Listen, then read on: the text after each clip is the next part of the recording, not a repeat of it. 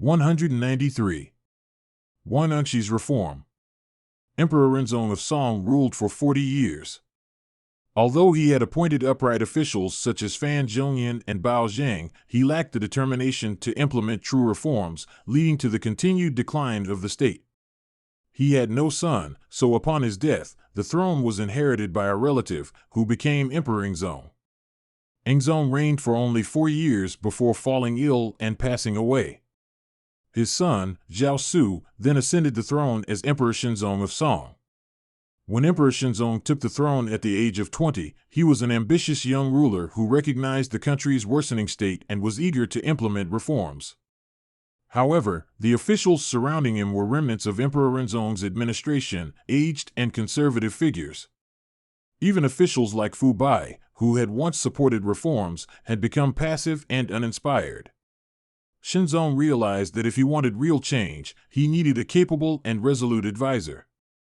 Before Shenzong's ascension, an official named Han Wei frequently discussed insightful political views in his presence. The emperor praised him, but Han Wei humbly replied, "These ideas come from my friend Wang Anshi." Although Shenzong had never met Wang Anshi, this left a positive impression on him. Now in search of a reform-minded minister, he summoned Wang Anshi from Jiangning, where he was serving as an official, to the capital. Wang Anshi's background. Wang Anshi was a renowned writer and statesman of the Song dynasty, hailing from Fuzhou Linchuan, modern-day Fuzhou, Jiangxi. In his youth, his outstanding literary skills earned him the admiration of Ouyang Xiu. He passed the imperial examination at the age of 20 and served as a local official for several decades. While serving as magistrate of Yin County, modern-day Yin County, Zhujiang, a severe famine struck the region, leaving the people in dire straits. Wang Anshi took decisive action by improving irrigation systems and transportation infrastructure, ensuring efficient governance. During times of food shortages, he opened government granaries, lending grain to farmers with modest interest to be repaid after the harvest. This prevented poor farmers from falling prey to ruthless landlords and eased their hardships. After 20 years of service in local governance, Wang Anshi's reputation grew. Emperor Renzong later appointed him to a position overseeing state finances in the capital. Upon his arrival, Wang Anshi submitted a 10,000-character memorial outlining his proposals for financial reform. However, Emperor Renzong, still reeling from the failed reforms of Fan Zhongyan, had no interest in further changes. He set the memorial aside, and Wang Anshi, realizing the court had no appetite for reform, resigned under the pretense of mourning his mother's passing. Now, with Emperor Shenzong eager for reform, Wang Anshi enthusiastically accepted the imperial summons and traveled to the capital. The start of reform.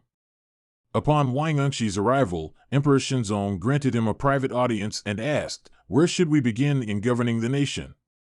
Wang Anshi calmly responded, "We must start by reforming outdated laws and establishing new systems." Shenzong instructed him to draft a detailed reform plan. That very night, Wang Anshi wrote his proposals and submitted them the next day. The emperor, finding them aligned with his vision, placed great trust in Wang Anshi. In 1069, Emperor Shenzong promoted Wang Anshi to vice-chancellor. At the time, there were 4 chancellors in name, but some were too old or ill to contribute, while others reacted with alarm at any mention of reform. Wang Anshi knew he could not accomplish meaningful change with these officials obstructing him. With the emperor's approval, he appointed a younger generation of reform-minded officials and established a dedicated bureau for drafting new policies. With this, he could finally implement his reforms without interference. Key reforms under Wang Anshi. Green Sprouts Law. This policy, which he had successfully tested in Yin County, was now implemented nationwide. The government provided low-interest loans to farmers to prevent them from being exploited by landlords and moneylenders. Agricultural and irrigation law. Local governments were encouraged to develop irrigation systems and reclaim and used land for agriculture. Service exemption law. Previously, peasants were required to provide unpaid labor for government projects. This law abolished forced labor and replaced it with a tax, which was based on a household's wealth. Even wealthy landowners and officials, who had previously been exempt, were now required to contribute. This increased government revenue and reduced the burden on poor farmers.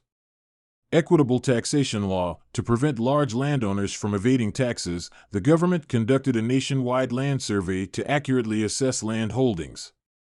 Taxes were then adjusted based on the size and fertility of the land. Militia law. Rural households were organized into groups of 10, a bao, with 50 forming a larger unit and 10 large units forming a district-level militia. Families with 2 or more adult men were required to provide 1 member for militia training during the off-season, ensuring a reserve force that could be mobilized for defense. These reforms strengthened state control, increased government revenue, and alleviated some burdens on the common people. However, they also threatened the privileges of wealthy landowners and officials, leading to fierce opposition, resistance, and political struggles. One day, Emperor Shenzong summoned Wang Anshi and said, "People are saying that we ignore the will of heaven, disregard public opinion, and fail to follow the traditions of our ancestors. What should we do?" Wang Anshi confidently replied, "Your Majesty's diligent governance itself is a way to prevent heaven's discontent. Your willingness to listen to advice already takes public opinion into account. People's words are not always correct. If we are acting in accordance with reason, why should we fear criticism? As for ancestral traditions, they are not unchangeable." Wang Anshi remained steadfast in his commitment to reform, but Emperor Shenzong was not as resolute. Faced with mounting opposition, his determination wavered. In 1074, a severe drought struck Hebei, lasting for 10 months. With crops failing, farmers fled in desperation. Some officials seized this opportunity to attack Wang Anshi, claiming his policies had caused the famine. One official even presented the emperor with a map of starving refugees, blaming the disaster on Wang's reforms and urging his dismissal. Emperor Shenzong, deeply troubled, could not sleep at night. His grandmother, Empress Dowager Chao, and his mother, Empress Dowager Gao, tearfully pleaded with him, claiming that Wang Anshi had thrown the empire into chaos. Under pressure, the emperor reluctantly accepted Wang's resignation, sending him to Jiangning for a period of rest. The following year, Shenzong recalled Wang Anshi to the capital and reinstated him as chancellor. However, within months, a comet appeared in the sky. Although this was a natural celestial event, it was widely regarded as an ominous sign. Alarmed, the emperor sought advice from his ministers. Conservative officials used this as another excuse to attack Wang Anshi's policies. Despite Wang Anshi's efforts to defend the reforms and dispel superstitions, Emperor Shenzong became increasingly uncertain. Unable to continue enforcing his policies, Wang Anshi resigned once again in 1076, permanently retreating to Jiangning. Legacy of Wang Anshi's reforms. Although Wang Anshi's reforms were never fully implemented, they marked a significant attempt at economic and administrative restructuring in the Song dynasty. His policies laid the foundation for future governance, and his emphasis on practical governance over blind adherence to tradition remains a point of historical reflection. Even after his resignation, the reforms he introduced continued to influence political thought. Though controversial in his time, Wang Anshi is remembered today as one of China's greatest reformers and thinkers. 194.Shen Kuo's diplomatic mission. Since the reign of Emperor Shenzong of Song, the Song dynasty had maintained a fragile peace with the Liao dynasty by paying annual tributes of silver and silk. This arrangement lasted for decades, but the Liao, perceiving the Song as weak, sought further territorial expansion. In 1075, the Liao sent their envoy, Shaoxi, to the Song capital of Bianjing, modern-day Kaifeng, demanding a revision of the border. Emperor Shenzong of Song dispatched officials to negotiate with Shaoxi, but after several days of discussion, no agreement was reached. Shaoxi insisted that a 30-mile stretch of land around Huanghui Mountain, southwest of present-day Yuanping, Shaanxi, belonged to the Liao. The Song officials, unfamiliar with the geography of the region, knew that Shaoxi's claim was unreasonable but lacked the knowledge to refute him. Frustrated, Emperor Shenzong appointed Shen Kuo to handle the negotiations. Shen Kuo, the scholar official. Shen Kuo, a native of Qiantang, modern-day Hangzhou, was a staunch supporter of Wang Anshi's reforms. Known for his meticulous work ethic and expertise in geography, Shen Kuo first visited the Bureau of Military Affairs, where he thoroughly examined past agreements and maps. He found clear evidence that the disputed land rightfully belonged to the Song dynasty. He reported his findings to Emperor Shenzong, who was pleased and ordered Shen Kuo to draw a detailed map to present to Shaoxi. Confronted with indisputable evidence, Shaoxi had no response. Emperor Shenzong then sent Shen Kuo on a diplomatic mission to Shangjing, the Liao capital, near present-day Balan Left Banner, Inner Mongolia. Negotiations in Liao territory.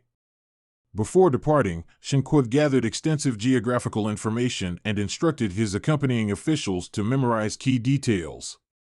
Upon arrival in Shangjing, the Liao Chancellor Yang Yijie led the negotiations. However, whenever the Liao delegation raised an issue, Shen Kuo and his officials responded with well-documented facts.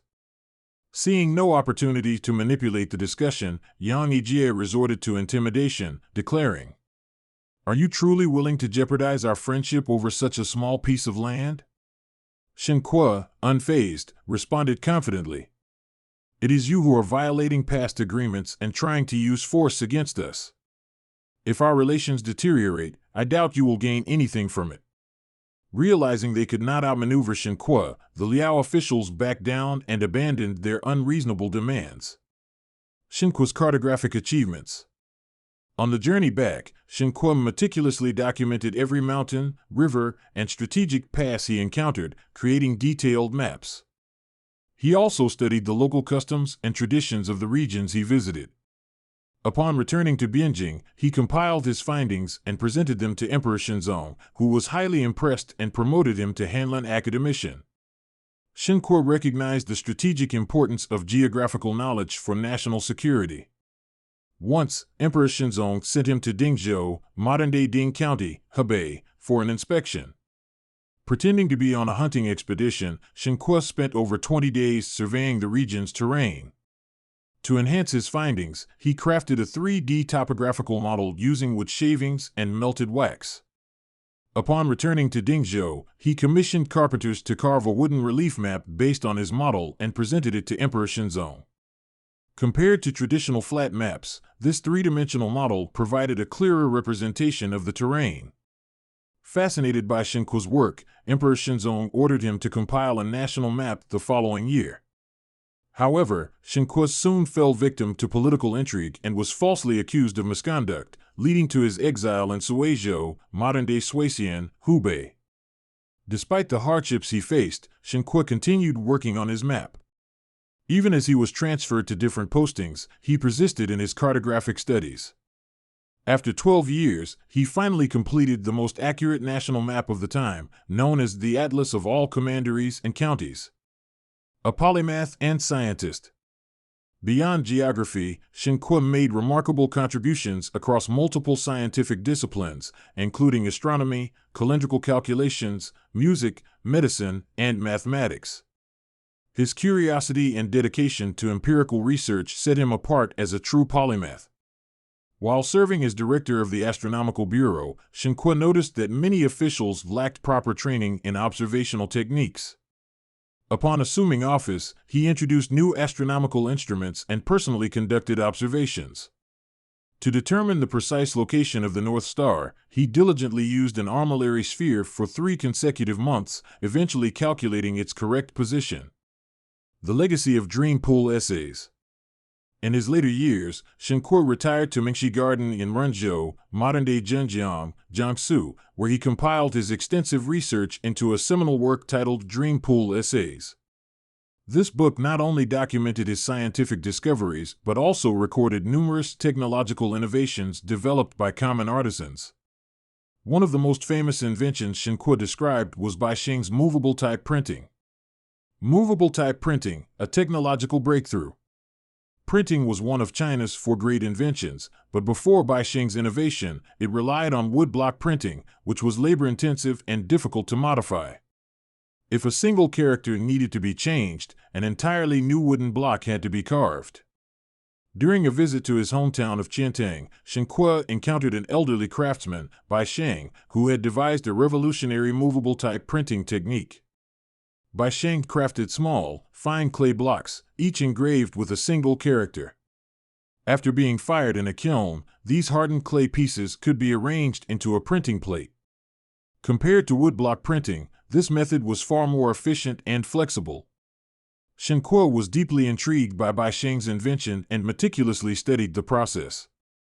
Recognizing its significance, he documented it in dream pool essays, ensuring that future generations would learn about movable type printing. Thanks to his writings, the origins of movable type printing were preserved in historical records. Shen Kuo's enduring impact. Shen Kuo's diplomatic skills helped defend the Song dynasty's borders, while his meticulous cartography enhanced national security. His scientific work advanced knowledge in multiple disciplines, and his documentation of movable type printing preserved one of history's most transformative inventions. Today, he is remembered as a brilliant scientist, diplomat, and polymath whose contributions shaped the intellectual legacy of China.